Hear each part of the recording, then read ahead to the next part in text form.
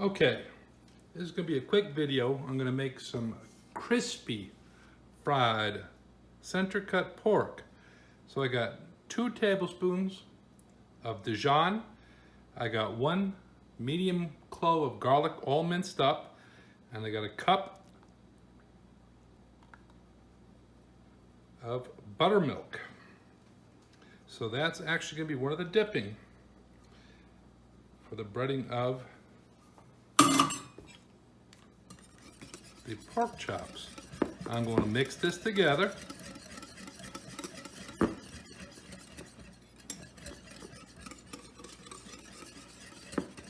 Okay, that's whisked together. I'm going to move it aside. Now I'm going to make the breading mixture. Now you don't use breading, funny enough. On this, breading can get soggy. So I actually have 3 cups of cornflakes. Not your frosted flakes here now, just your cornflakes. So that's 1 cup, 2 more, that's 3 cups. I'm going to add, for hearing and for doing that, that's 1/3 of a cup of cornstarch. Put that in.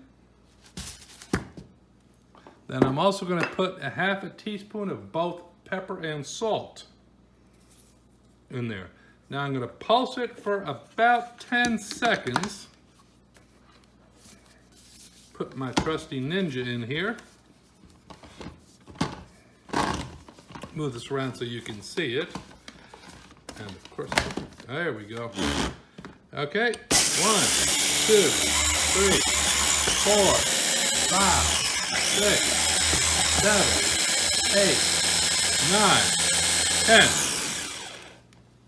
So we'll see what it looks like. Ooh, looks good. And now I'm going to transfer that mixture there into a shallow bowl. And then we'll go on from there. See you later. Okay, now I'm going to prep the pork chops, which were loin cut from a full loin. There's a lot of fat. That's a cap fat. But with pork chops, that's what you want. So I'm just going to cut about 1/16 of an inch on each side. And actually, it'll give a little more surface area. So.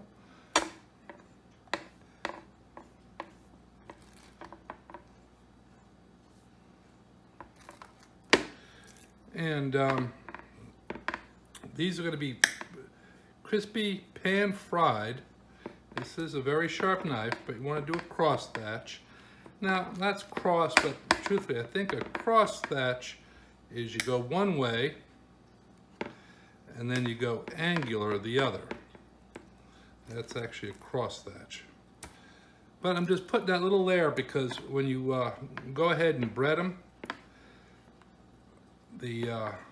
that's kind of extra surface area for the buttermilk that we're using, and the cornstarch, which is a must.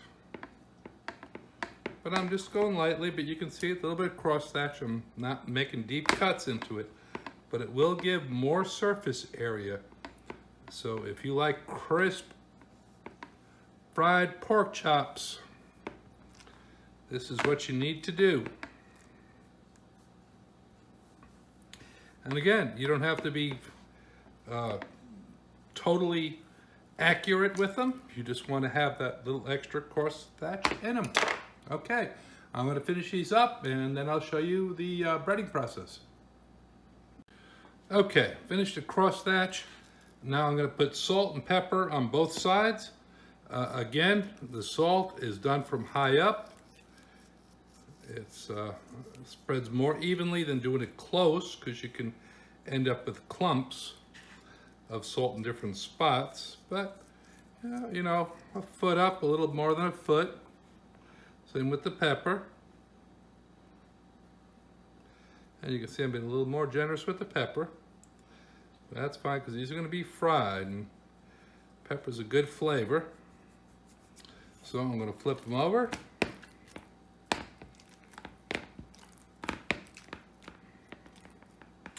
And they're all flipped again. A little bit of salt, high up. Spreads nice and evenly.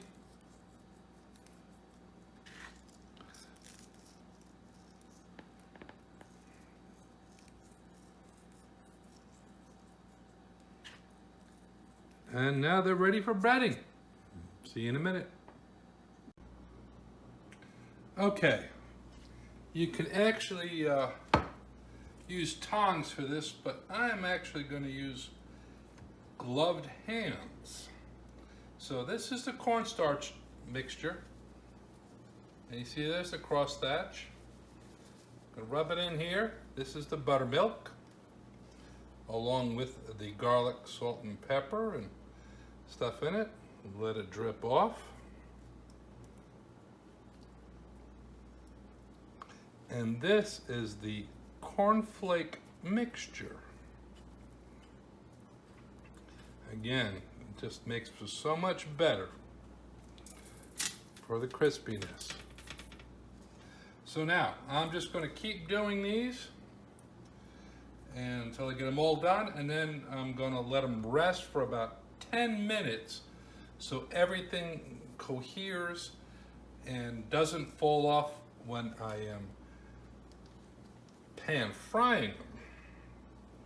So, one more, and I'll do the rest offline, and then you will see the finished subject. And here I'm just making sure that it's all in there, grabbing it on one side, shake off the excess, and put it down.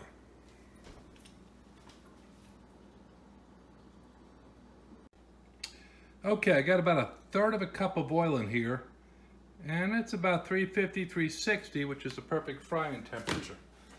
I'm gonna go ahead and put the pork chops in, and I'm gonna do 3 of them. Obviously I couldn't fit any more, but you wouldn't want to either. If they're way too close and jammed in together, they steam up and you don't get a great crust. So they're going to sit in there now for about 3 to 5 minutes. Then they're going to turn them over again for another 3 to 5 minutes. Okay, now they've been about 3.5 minutes. I'm going to flip them. Oh, they look good. And again, I'm going to do it again here for about 3.5 to 5 minutes. And after that, I'm going to put them on the paper towel, 30 seconds each side to blot any excess oil. Put them on a rimmed sheet pan with a wire rack, so you don't want the sides to touch anything metal because they'll steam up, and that'll keep them crispy. But I do have the oven at 200 degrees to keep them warm. Okay, now my timer's about to go off. They're on for about another 3.5 minutes. So I'm going to hit the timer off. And now, I can feel that they are, at least that one was stuck, but that looks good. I'm going to put it this way.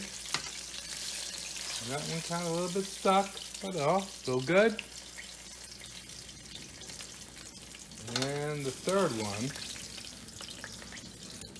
There. So now I got 30 seconds, which I'm going to put the timer on.